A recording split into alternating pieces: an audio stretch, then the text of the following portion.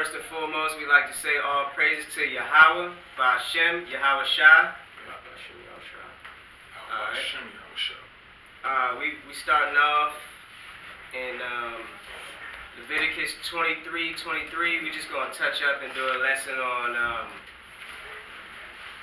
the Feast of Trumpets and what it's about, what the Most High commanded us to do in this season. We're rehearsing the righteous act. So we're going to start off in Leviticus 23, start at verse 23.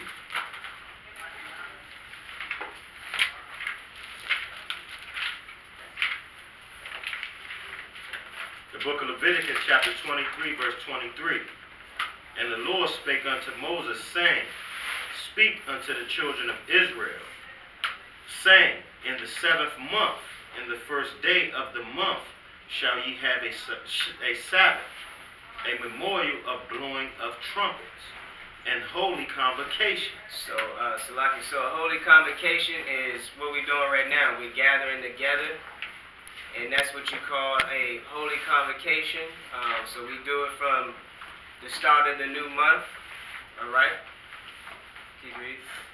Ye shall do no servile work therein, but ye shall offer an offering made by fire unto the Lord. And the Lord spake unto Moses, saying, Also on the 10th day of this 7th month, there shall be a day of atonement.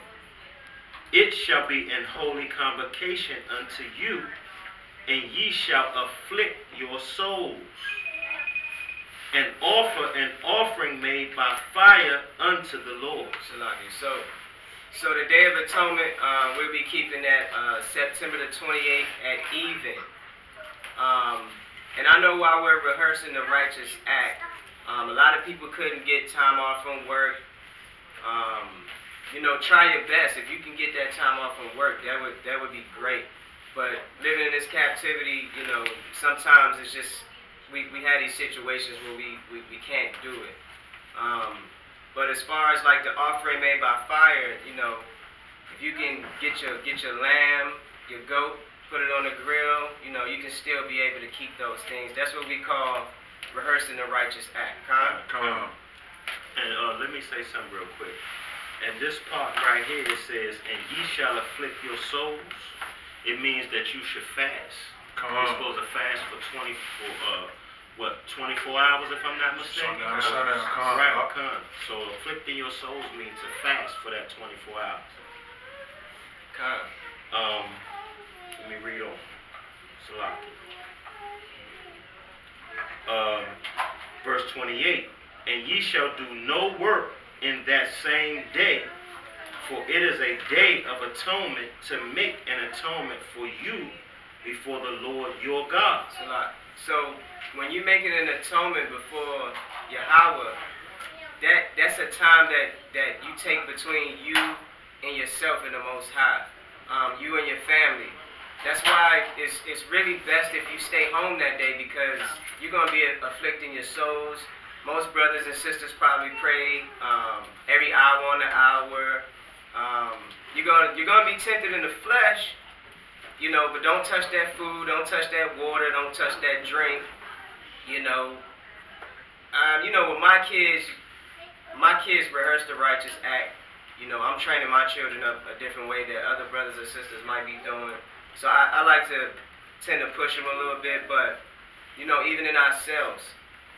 Last year's atonement, it was pretty challenging. We didn't have the brothers and sisters in a group, but we're supposed to get together, have a holy convocation, maybe do a lesson or something like that. Prayer, fasting. We'll get to some scriptures on that shortly.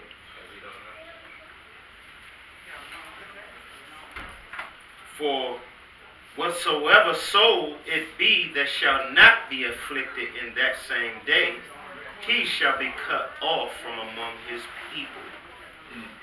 So that means if you don't fast or afflict your soul on that day, like afflict yourself to bring in remembrance of the Most High's blessings, basically fast, really. Right? Let me says you shall be cut off from your people. Cut off from among his people, which is us, the Israelites. Let's touch one real key important scripture. I want to go to Isaiah 53. If you know when he was oppressed, he was wounded by transgressions. You know that's 60. I think it's 50. Yeah, 53. It's like verse 5. Okay. Okay, yeah. Give me Isaiah 53, verse 5. Book of Isaiah, chapter 53, verse 5. You want me to jump up there? Follow Spirit. The book of Isaiah, chapter 53, verse 4. Surely he hath borne our griefs and carried our sorrows. Yet we did esteem him stricken, smitten of God, and afflicted. But he was wounded for our transgressions. He was bruised for our iniquities. The chastisement of our peace was upon him, and with his stripes we are healed. So this is to bring in remembrance all the stuff the Most High Yahweh has done for us. He sent his only begotten Son, Yahweh Shai. Yahweh Shai took on the transgressions. He offered himself to be a living sacrifice so that we could get remission of sins. All right, let's go back to, what was we at, verse 29? Leviticus chapter 19, verse 29. 23, verse 29, Salaki. For whatsoever soul it be that shall not be afflicted in that same day, he shall be cut off from among his people. And whatsoever soul it be that doeth any work in that same day, the same soul will I destroy from among his people. Ye shall do no manner of work. It shall be a statute forever throughout your generation, in all your dwellings. It shall be unto you a Sabbath of rest, and ye shall afflict your souls in the 9th day of the month of even, at even, Slaki. From even unto even shall ye celebrate your Sabbath. Slaki. You know what's ironic? It's not even ironic. Is that nothing the Most High does is anything that we can even fathom. From the beginning, the Word was with God. And the Word was God. Genesis 1 and 1. So Yahweh Shai's purpose was already predestined. And we can see that in these commandments while he's instructing us to afflict ourselves and keep the Day of Atonement, because the Son was already predestined to come and offer himself to be a living sacrifice. So us as Israelites and children of the book, we have to keep that in remembrance, what Yahweh Shai went through when he offered his body as a living sacrifice. So this thing is serious. Read on. Verse 32. Salaki, verse 33. And the Lord spake unto Moses, saying, Speak unto the children of Israel, saying, The 15th day of this 7th month shall be the Feast of Tabernacles for 7 days unto the Lord. We're not going to go too much into tabernacles, but basically right after Atonement, we have the Feast of Tabernacles for 8 days from October the 3rd through the 10th. Correct me if I'm wrong. So I believe it's the October 3rd through the 10th. For the brothers in HOI, they're going to be going down to Atlanta to fellowship there, keeping the feast. The remaining brothers and sisters will be here. If y'all got any questions or where the gatherings and stuff is going to be, just reach out to us and we'll try to link up together so we can keep that feast. Let's get Numbers chapter 10 verse 1. The book of Numbers chapter 10 verse 1. Everybody straight.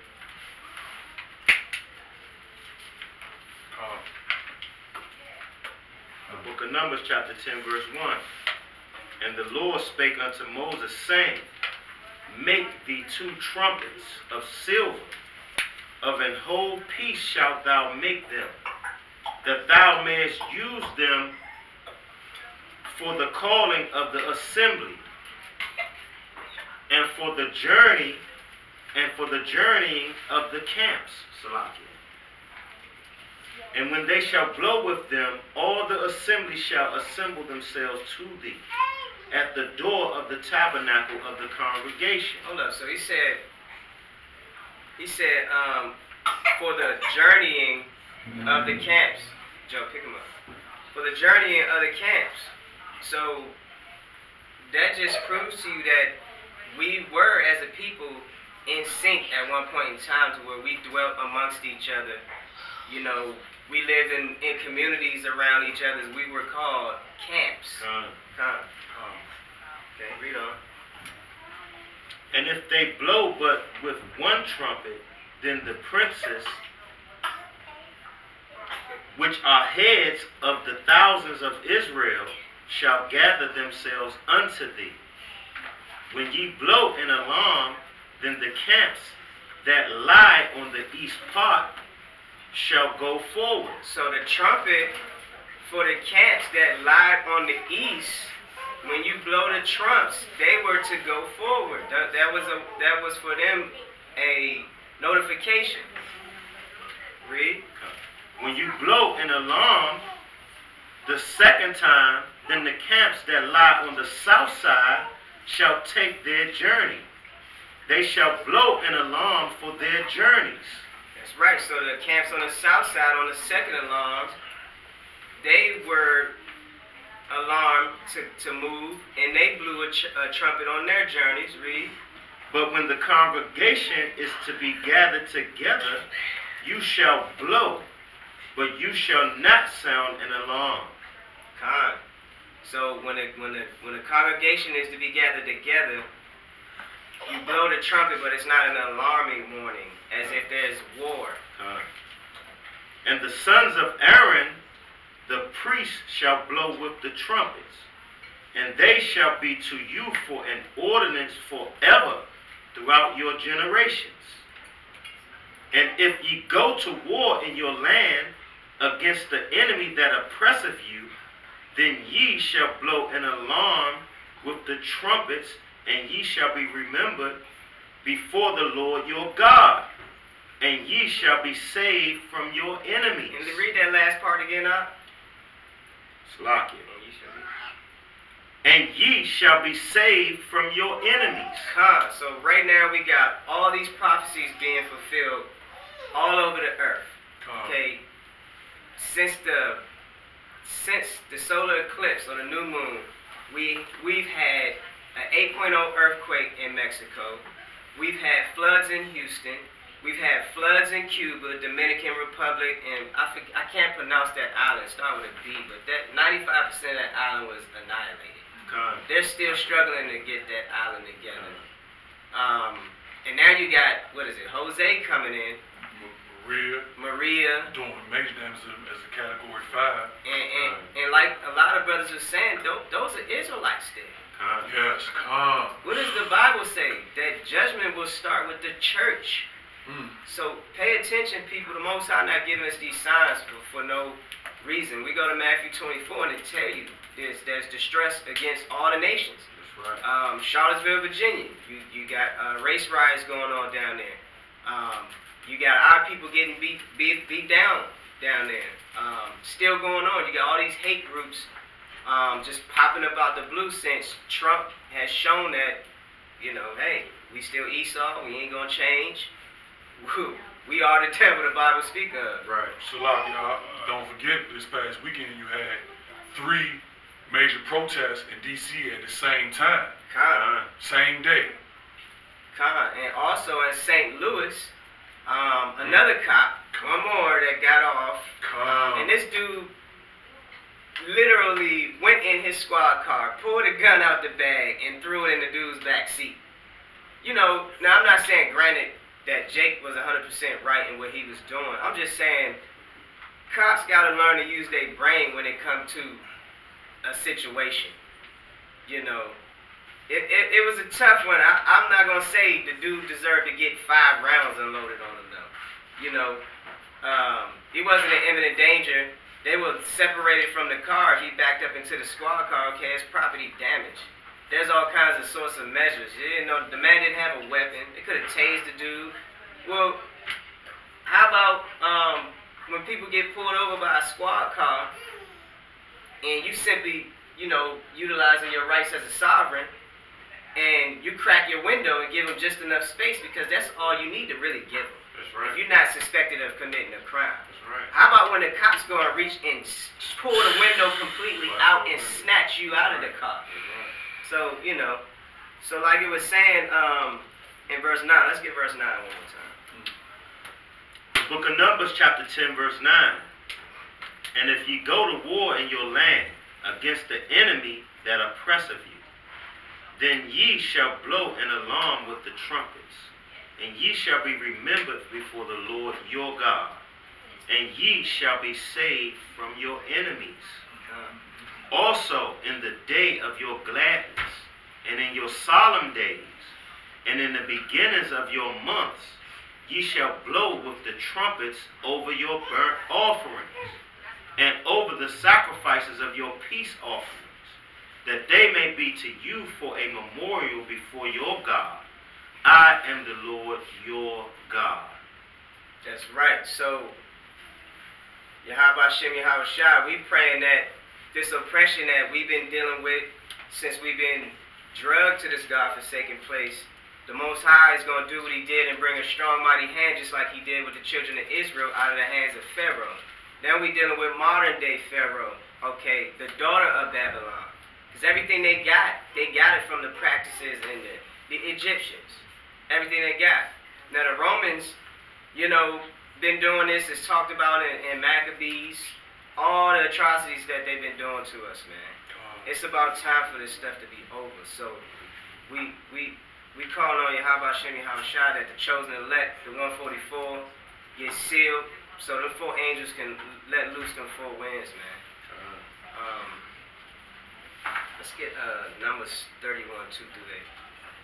I'm just going to give a few examples of certain instances, and then I'm going to pass it off to my brother. He's going to give a few examples. You know, all these feasts are very important. When the Most High said they consider to you as a Sabbath, just like his Sabbath days, you know, those are serious, man.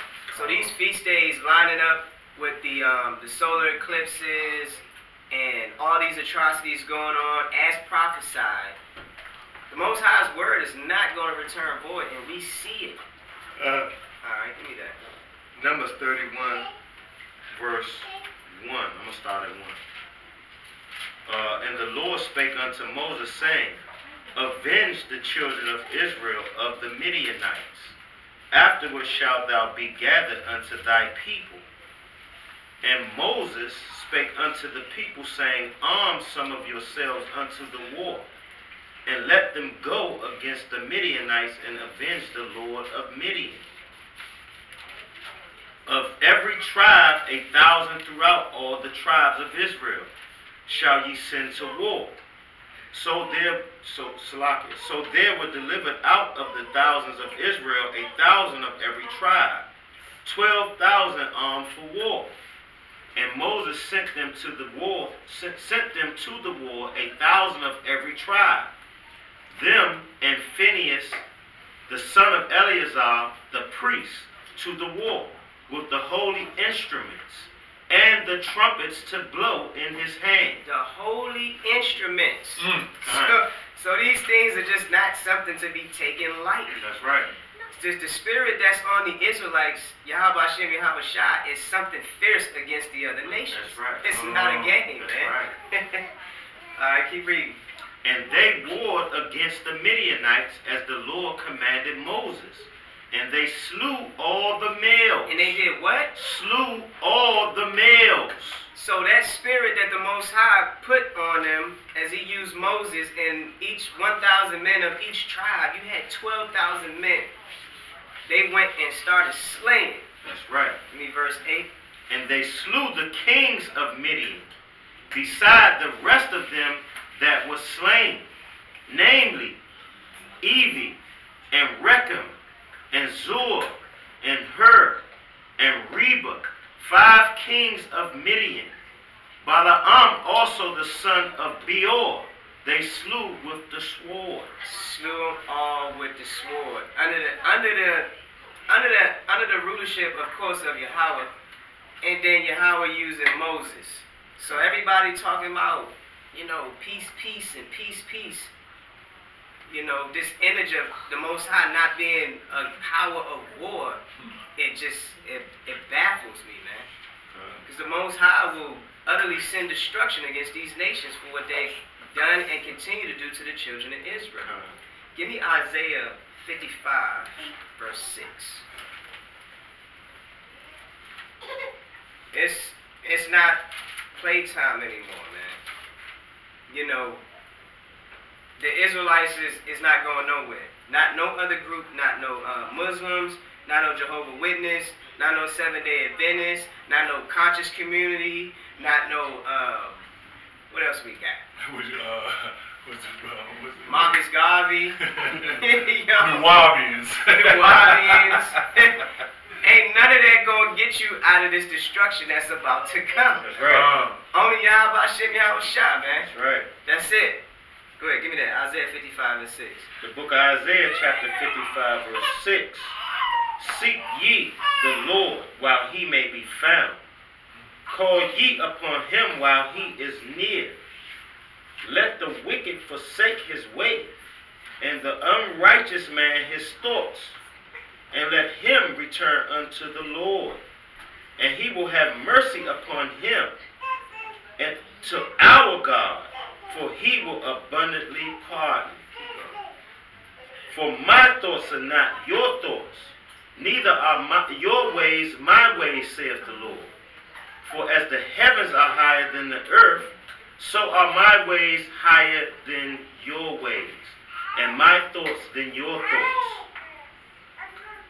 For as the rain cometh down, For as the what? For as the rain cometh down, and the snow from heaven, and returneth not thither, but watereth the earth, and maketh it bring forth and bud, that it may give seed to the sower, and bread to the eater. Okay, here's where it's about to get interesting. Read. So shall my word be that goeth forth out of my mouth. So shall his word be that goeth forth out of his mouth. It shall not return unto me void, but it shall accomplish that which I please, and it shall prosper in the thing whereto I sent it. That's right. So the children of Israel is coming up out of this captivity, whether they want to let us loose or not. That's right. The Most High's word is not going to return void. That's right. That's what we patiently waiting for. That's why we blowing the trumpets. We are in a time of war, literally. The Most High is bringing vengeance on this earth, man. That's right. And it's because of what they have done to his chosen people, the apple of his eye. They went into his temples, took his precious jewels. Man, you think that you're going to go unpunished for the things that you've unrighteously done, and that's the wicked. That's every enemy listed in Psalms 83. So the brothers that was in the Black Lives Matter that just went to the mother of all rallies just recently over this past weekend and stood up on the stage and said, Black Lives Matter, you had the wicked in the crowd saying, go back to Africa, go back to your country. But then the brothers on the stage, they gave them a platform for 2 to 3 minutes. They said, we don't hate America. We don't hate America. We just want our lives to be respected. Which, that's the sensitivity of our people. They don't understand who the Most High, what the Spirit the Most High imparted in them. No way, shape, or form could we ever be teamed up with the other nations. That's right. It ain't going to happen. So get that out your mind, black man. Right. All right, where's we at? 31 verse okay. Yeah, so you got something you want to bring out? Yeah, I just wanted to bring up Joshua 1. Joshua 1. 6. Let me start 6.